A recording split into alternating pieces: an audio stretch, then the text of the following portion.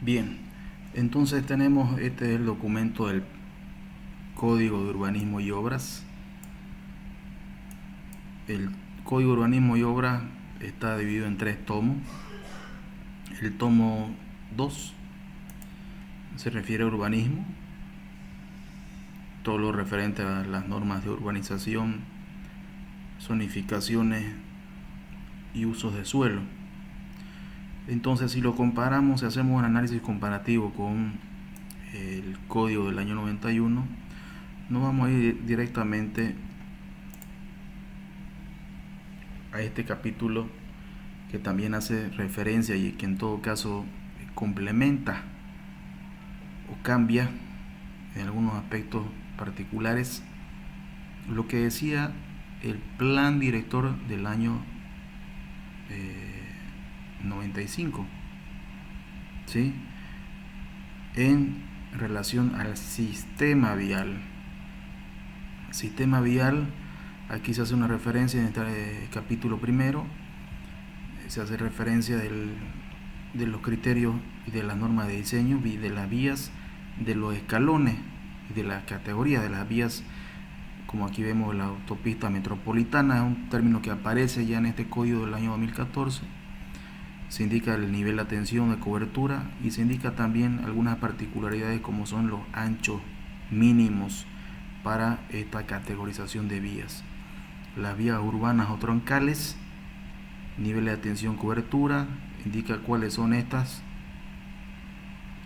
vías, los anchos geométricos, que ya son, como habíamos visto en los otros ejemplos, diseño urbano,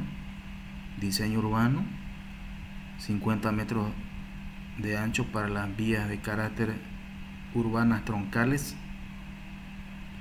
La avenida internacional, que les indicaba que no es un anillo, pero que tiene una particularidad de enlazar, ya habíamos visto,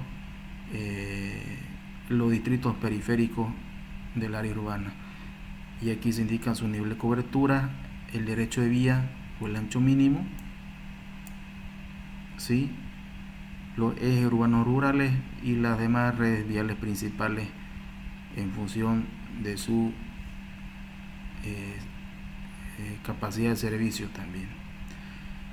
Entonces, en esta parte vamos a encontrar una categorización de la estructura vial que lo hacía el código del año 91. Si recuerdan, luego el plan director del año 95 la reformula, por decir un término. Luego el plot del año 2005 también se anima a recategorizar nuevamente la estructura vial, ya lo habíamos visto. Y luego, ya de manera más reciente, este código de urbanismo del año 2014, aprobado con una ordenanza municipal, con una ley municipal, dentro ya del contexto legislativo vigente de los gobiernos autónomos municipales. Es decir, una ley tiene la misma jerarquía que una ley nacional, una ley municipal en materia de cumplimiento. Entonces, al haber sido aprobado con una ley municipal este documento, que es el Código de Urbanismo del año 2014 para Santa Cruz de la Sierra, se constituye un documento de cumplimiento obligatorio para los que quieran acogerse, por supuesto, a los diferentes procesos que se indican en este código, que son las aprobaciones de urbanizaciones y las aprobaciones de edificación o de proyecto de arquitectura. Siguiendo con la categorización, vemos también la recategorización que se hace de pasajes urbanos o pasillos. Hay una nueva categorización en función de que si tienen restricción vehicular o no, ¿sí? Se mencionan planes especiales de ordenamiento de vías en función de las situaciones características de cada distrito también. Eso en materia de estructuras viales, ¿sí? Con respecto ya al tema de urbanizaciones, que también en su enunciado que vamos a ver enseguida se refieren a aspectos de diseño urbano, no con el título como lo habíamos visto en el código del año 91, se recuerdan de diseño urbano, de las normas de diseño urbano. Aquí no, aquí sencillamente se enuncian como las normas de urbanización, Y aquí hay una situación bastante particular, porque el concepto de cesión es ahora cambiado a partir de este código del 2014. A la fecha sigue vigente esta situación, y el porcentaje de cesión, que ahora corresponde al 22% como mínimo y un 40% como máximo. Aquí se indica el porcentaje máximo de cesión es del 40% y el porcentaje mínimo establecido es el 22%. ¿Qué diferencia había con el código anterior? El código anterior decía que era el mínimo, era el 35%, más posteriormente el 5% que destinaba el plan director del año 2005 se entendía entonces por el porcentaje de cesión como el mínimo 40%. Ahora se establece como un porcentaje máximo de cesión y como un porcentaje mínimo será el 22% para espacios y equipamientos de carácter público, de acuerdo a esta relación porcentual que vemos aquí en este cuadro: 22% para equipamientos primarios y o terciarios y áreas verdes. Y el porcentaje de vías, por diferencia del 40%, tendría que ser el 18%, pero aquí se indica que es variable según la planificación. ¿Esto qué quiere decir? Que si el proyecto no necesariamente se ve afectado por una estructura vial y ya tiene un 22%, no es necesario que llegue al 40%, como lo era antes, que como indicaba, se referían la norma anterior, el código anterior se refería al porcentaje como el mínimo. Ahora es el máximo, el 40%.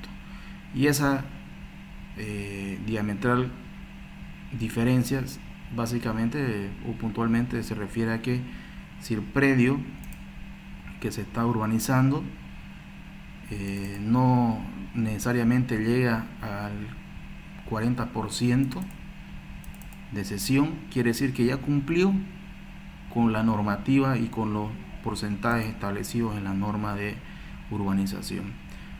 ¿Sí? Aquí vemos un pequeño ejemplo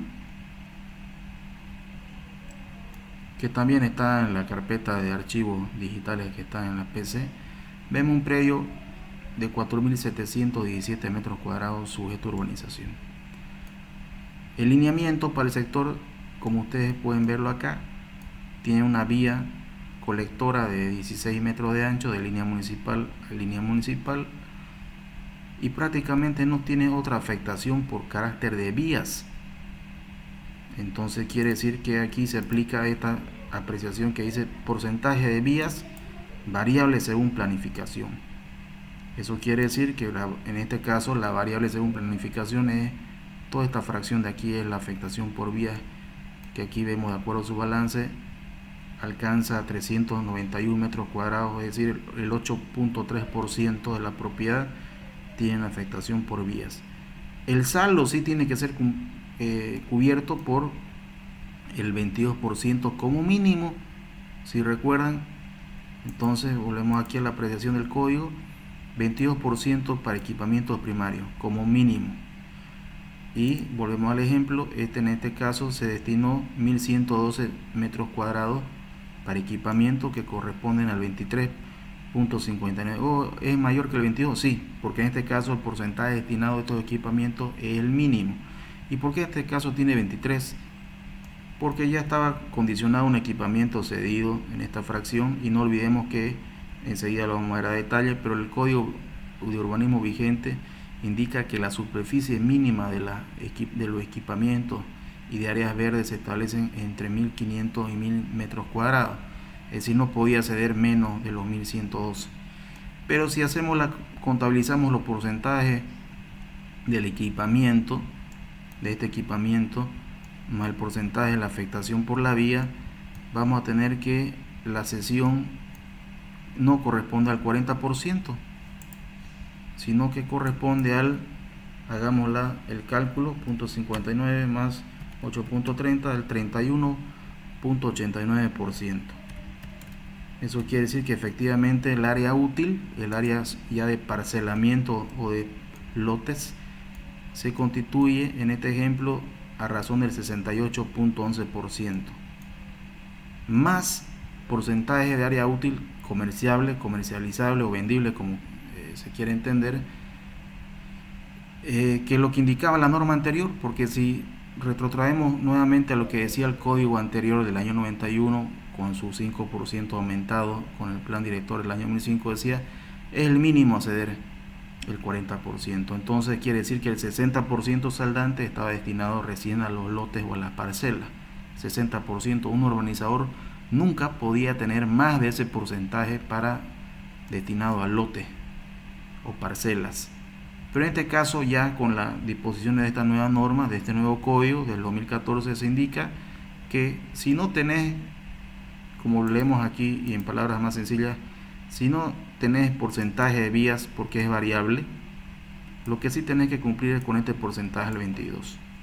Y para este ejemplo, el predio solamente tuvo una afectación, habíamos visto que le significaba tener más del 60% como área útil y tener el 68.11. En estos casos, yo con experiencia me animo a decir que los predios entre 3 a 4 hectáreas suelen tener algunos, se suelen, no digamos beneficiar, pero resultan con porcentajes a favor del lote o la parcela, porque en predios más grandes, de 5 hectáreas generalmente, a superficies mucho mayores, el porcentaje destinado a vías le resta bastante porcentaje destinado a área útil, pero eso se puede identificar, bueno, solamente al tratar de hacer un ejercicio muy rápidamente. Aquí vemos, vamos a ver otro ejemplo. Estos archivos lo tienen, reitero, en la carpeta de la base de datos que se han copiado de la PC de la universidad.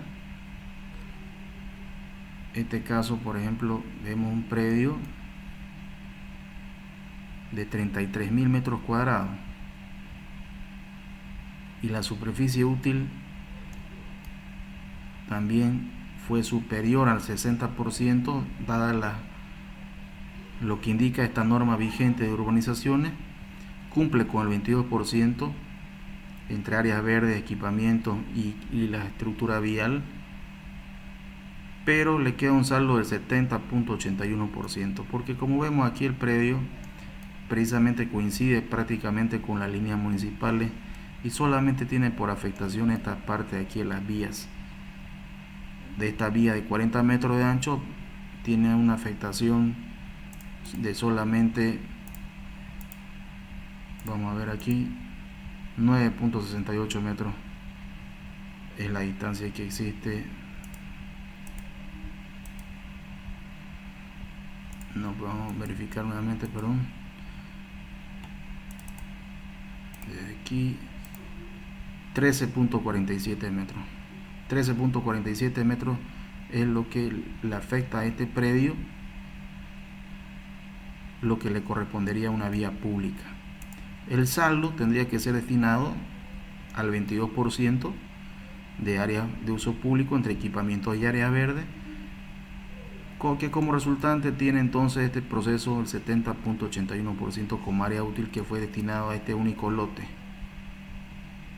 Ese es el comportamiento de la norma hoy en día.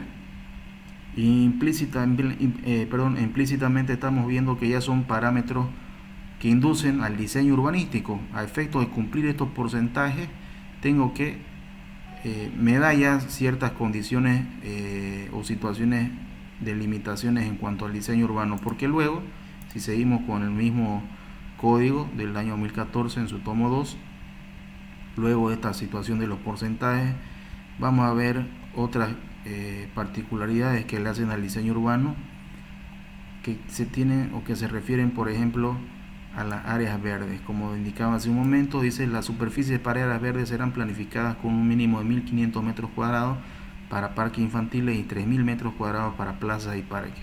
Estos ya son condicionantes de diseño urbano. Lo propio en otros aspectos, como por ejemplo aquí vemos el capítulo sexto, área útil de los lotes, ya hablando del área útil, las dimensiones de las manzanas. ¿Se acuerdan? Esto también decía el código del año 91. En este caso, ya en este código vigente se indica algo no muy diferente, pero yo diría que es similar. Dice que la manzana regular para uso de vivienda y uso mixto podrá tener como lado mínimo 50 metros de ancho y como máximo 300 metros, siendo el módulo máximo de manzana regular de 300 por 300 metros. La manzana irregular podrá tener como un lado mínimo 30 metros. Antes, entre paréntesis, yo diría el código del 91 decía 25, si recuerdan. Y como máximo 300 metros, considerándose el lado aquel que se encuentre definido por esquinas en ángulos menores a 135. Bueno, esta definición ya indica o ya condiciona las dimensiones del amanzanamiento, otro concepto que tiene que ver con diseño urbano. Algo particular con respecto a la norma de las urbanizaciones mixtas, que son urbanizaciones cerradas con también lotes que tienen frente a vías de uso público, por eso son mixtas la denominación actual. Ya tienen unas particularidades con respecto también a diseño urbano, que por ejemplo se refieren en este caso a las áreas comunes, y en este caso la norma vigente se refiere a esto en función de que un 7% de la superficie desarrollada será para las áreas recreacionales y otros usos comunes, es decir, las áreas comunes, 7%. Y vemos otras situaciones de dimensiones superficiales y de anchos de metros. Las vías internas en los condominios cerrados deberán dimensionarse, dice, en función de la densidad, siendo el ancho mínimo 10 metros y 6 metros de calzada. Aquí ya también ya dan otras limitaciones o limitantes o prerequisitos de diseño urbanístico en función de la estructura vial interna a un parcelamiento condominial o privado. Y en la continuidad de este mismo documento, en su capítulo séptimo, por ejemplo, vemos de las ochavas, ¿sí? Y se acompaña un cuadro donde se indican los radios de curvatura de los ochaves de las esquinas en función del encuentro y de la intersección de las vías según su ancho. Por ejemplo, aquí vemos una vía de 22 metros de ancho. Si tiene una intersección, con una vía de 16, le corresponde un ochave con un radio de 12 metros, y lo propio para toda esta categoría. Aquí hay un documento que se lo ha juntado al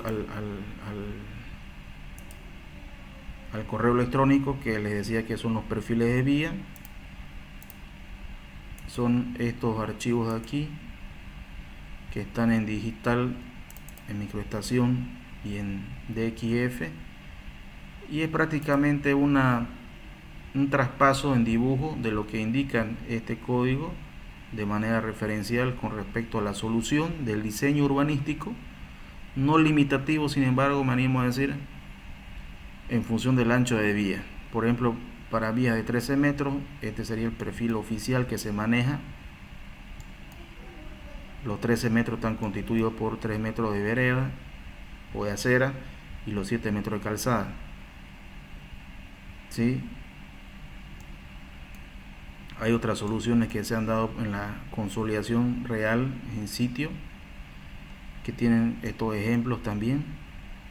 De esta manera se han resuelto en función de las particularidades que tienen cada unidad vecinal. Y esto es importante, lo quisiera recalcar, que lo vean y lo estudien bien, porque luego va a ser motivo o material que ustedes van a usar para un práctico futuro que vamos a desarrollar, que será el de rediseñar, si vale el término, la estructura vial tipo de esta unidad vecinal 176. El ejercicio que tienen para la fecha, para hoy día, es que categoricen, se recuerdan, les explicaba, que categoricen todas las vías internas de esta unidad vecinal en función de la norma vigente, en función de lo que dice en todo caso el código vigente. Volvemos a la parte de vías del código vigente. Sistema vial, aquí está la categorización de las vías con sus anchos. En función de esta categorización de vías es que se requiere para el ejercicio de estas clases, diagrame o indique la estructura vial según su categoría, de acuerdo a la normativa, de acuerdo a esta normativa de aquí del código del 2014 y su tomo 2, que lo tienen ustedes en digital, esta lectura aquí, este archivo. En función de esta categorización, indiquen, reitero, el ejercicio es que indiquen, diagramen ustedes en las vías con una representación gráfica que indique qué tipo de vía es: colectora, es primaria, secundaria, es troncal, es anillo, es radial, según lo que ustedes entiendan de la descripción que hace el código en función del ancho y las características que tienen las vías. Conectoras, por ejemplo, vemos aquí una definición de la red vial principal. Distribuidoras locales, dice, se caracterizan por atravesar las unidades vecinales constituyéndose en colectoras de tráfico. Si tienen, dice, un ancho de vía de 16 a 22 metros. Aquí, entonces, en el plano del V176 encontraré una vía colectora que cumpla con la definición que dice el código. Esta de repente cruza toda la V de extremo a extremo, pero tendrá 16 a 22 metros. Si nos acercamos aquí en la cota, vemos que tiene 20 metros en total. Bueno, entonces parece que cumple, ¿no? Entonces esta sería una colectora. Y lo que necesito es que ustedes me indiquen con la graficación, por eso les he proporcionado el archivo digital. Y está incluso aquí en KMZ también para que lo abran en Google Earth. Y puedan trabajarlo si quieren. O, bueno, también está la opción de que lo puedan trabajar esquemáticamente en una lámina, en una diapositiva de PowerPoint, pero bien diagramada. Solamente para redondear en lo que consistía, y si es que había alguna duda con respecto al punto 2 del práctico de estas dos clases. Entonces, continuando con las definiciones de diseño urbano que tiene el código vigente, ya habíamos visto la estructura vial y las normas de urbanizaciones, en los porcentajes de cesión, la manera de parcelar, ¿sí?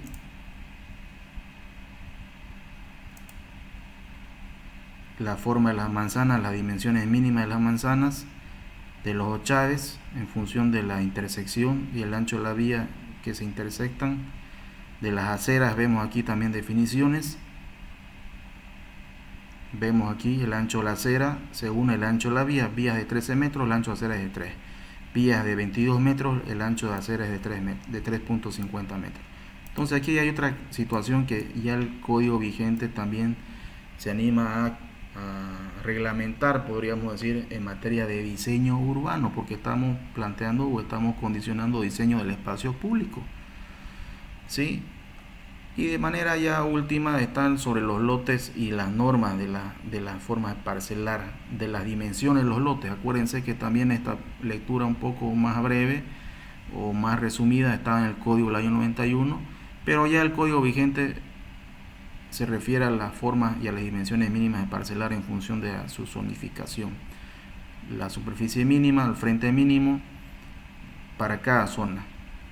Esto también sin duda induce ya o condiciona en gran medida el diseño, los caracteres del diseño del espacio público, es decir, del diseño urbano. Prácticamente esas son las condiciones que el código vigente reglamenta o norma en materia de diseño urbano, no bajo ese entendido es específico, porque si lo vemos incluso en la lectura o en el nombre del tomo se refiere más que todo urbanismo, ¿sí? No se refiere a diseño urbano como lo decía el código del año 91, si se recuerdan, normas generales de diseño urbano. No existe un enunciado así en el código vigente, este del año 91, en el código vigente no existe una definición así, más que en la lectura ya podemos encontrar por comparación los cambios que se han dado en la reglamentación oficial y vigente de la forma de parcelar, de las condiciones para la urbanización, de la estructura vial esencialmente, y del manejo de la solución del espacio público en función de las aceras y los anchos, las vías que se refieren a una categorización también planteada en este código. Eso es algo que podríamos resumir para concluir lo que se tiene que ver en materia de diseño urbano en las tres situaciones que habíamos visto del código del 91, plan director del 95, plan director del 2005 y este último documento que es el Código de Urbanismo del 2014 vigente a la fecha. Necesito que hagan lectura de estas, principalmente estos títulos que hemos visto, porque los ejercicios posteriores ya para calificar prácticamente esta primera o tercera, 2/3 del módulo que tiene que ver con diseño urbano estén sujetas a lo que le indicaba como punto de partida, que sería luego que ustedes categoricen, luego que ustedes completen este ejercicio del punto 2, vamos a plantear que se hagan propuestas de diseño urbano de la estructura vial de esta misma unidad vecinal.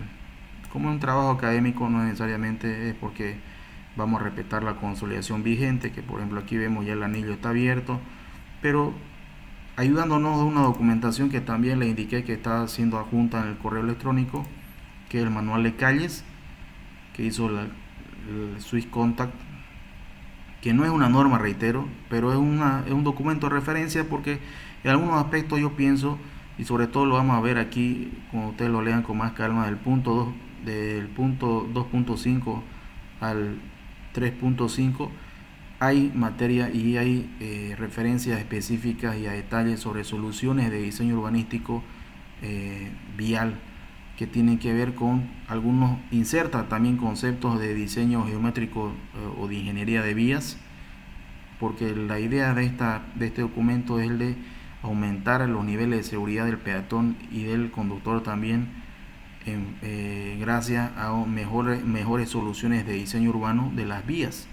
Entonces, en este documento de referencia, que también tienen que leerlo de manera paralela, reitero que si bien es cierto no es una norma, no está establecido como un código, mucho menos, pero pienso que a partir de ahora o a partir de acá esta información técnica estudiada y solucionada tiene que ser documentación de referencia para plantear las actualizaciones al futuro código, a las futuras enmiendas que se tengan que hacer al código, porque lo que se planteó el 2014 no necesariamente sea lo que funcione a partir de ahora de acuerdo a los nuevos parámetros de planificación y según la demanda actual que tiene la población en materia sobre todo de tráfico peatonal, no necesariamente vehicular, sino de tráfico peatonal.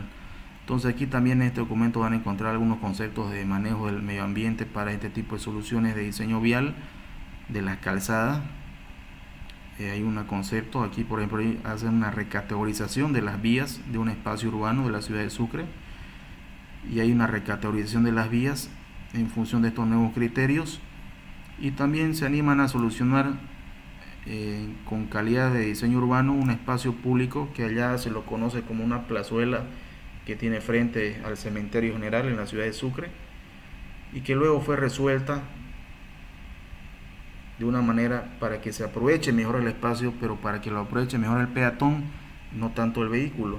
Entonces esto va a ser material de lo que vamos a seguidamente para concluir los 2/3 del módulo en materia de diseño urbano, para que ustedes planteen este tipo de ejercicios en la UE 176.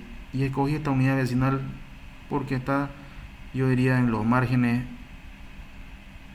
es un punto medio entre lo que es el área urbana bien consolidada, que es el cuarto o el quinto anillo, y las proximidades de las áreas a desarrollar actualmente, que son el octavo y noveno anillo.